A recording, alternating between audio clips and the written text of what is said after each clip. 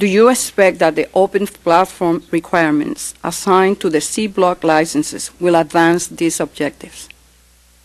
Well, I do think so. I think it's important not only from the perspective of an additional wireless business model, but for fostering additional innovation and opportunities for small businesses that are trying to develop software and additional handsets.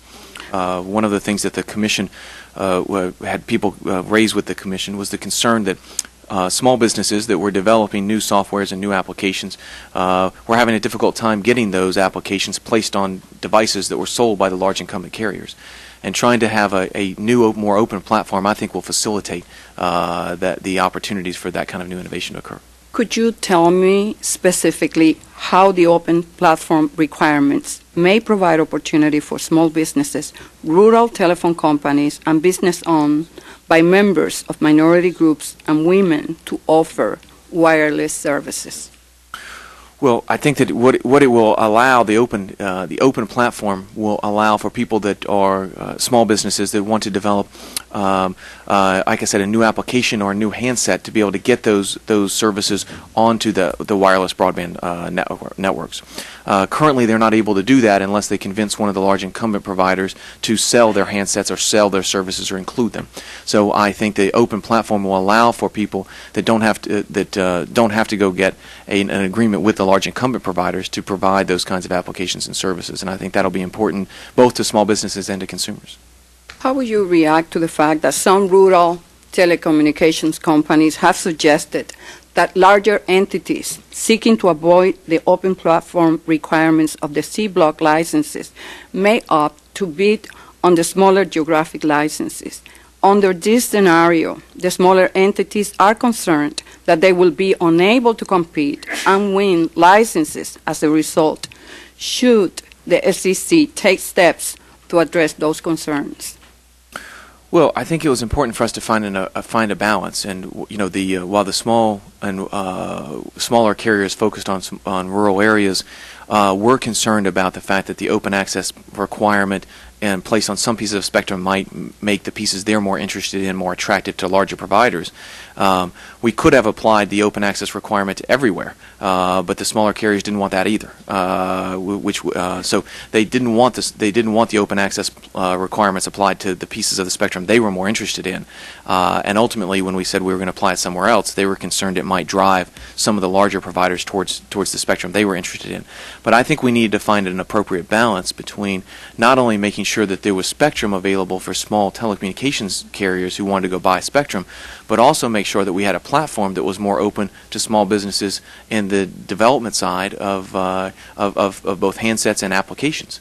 And I think that we are trying to find an appropriate balance with that. But Mr. Chairman, our concern is to make sure that smaller entities will be able to compete and win those licenses.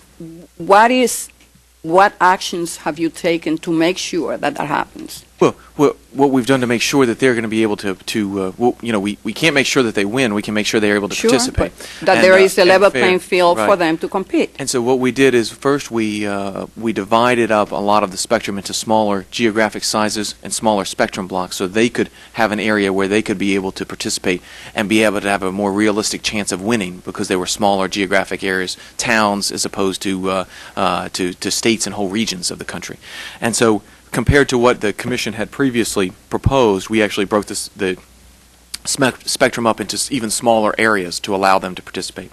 And then we do have the designated entity bidding credits, which allow them, if you qualify as a small entity, to participate and receive bidding credits in the auction. And I think that's what's going to allow them to end up competing. Like I said, the only other alternative to in the issue that you raised about the open platform, is that going to be bad for small providers? Mm-hmm. The only alternative was to do that on a level playing field everywhere, apply the open platform to everyone, and the small business and the small carriers said that was worse. They did not want that as an alternative, and that would have been another alternative I think the Commission could have considered, but we were actually taking their views into account by not applying it everywhere. Okay. In 2006, the FCC revised its rule for small businesses or designated entities that utilize bidding credits in spectrum auctions. The revised rule had made it very challenging for them to raise money and impose significant restraint on their ability to run a viable telecommunication business. Despite these concerns, the 700 megahertz auction will employ the rules as they were revised in 2006. Why did the FCC decide not to act on these concerns? And I know that the revised rules responded to the case in New York with Mr. Mario Gabelli, and that we have to make sure that this is not a giveaway. Right. But in the process also, we have to make sure that legitimate small entities are able to win. Well, I think you're absolutely right. We need to find an appropriate balance to make sure that these rules not only protect against fraud, which is what some of the concerns that were expressed in the case up in New York that you were referring to with Gabelli, but also make sure that the legitimate small businesses have an opportunity to win as a part of the process. And I think that the changes the Commission made in 2006, which were done on a bipartisan basis by the Commission, were done to respond to the significant issues around fraud that had been raised. And I think that actually the changes from 2006 still allowed small entities to actively participate and win in the auction that we had in 2006. So if you look, for example, in that auction, 55% of the winning bidders were designated entities.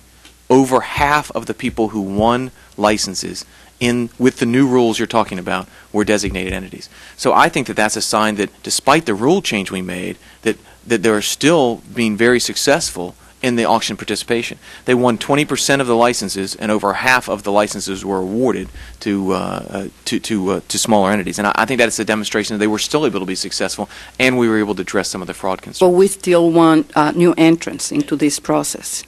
My question is, did you consider the comments that were submitted regarding the 2006 revised rules? Oh, absolutely. The comments that were submitted, in large part, wanted us to go back to the pre-2006 rules, which had also facilitated and/or allowed for some of the fraud that was occurring with the instances like Gabelli, and trying to make sure that these are legitimate small businesses that are interested in not just buying and flipping a license to a large provider, but that are interested in building a business is what's important. The most significant change that we made that the small carriers, that some of the potential licensees who want bidding credits made was we said, you have to hold the license for 10 years instead of 5 years, so you can't just hold it for 5 years and then flip it to a larger provider.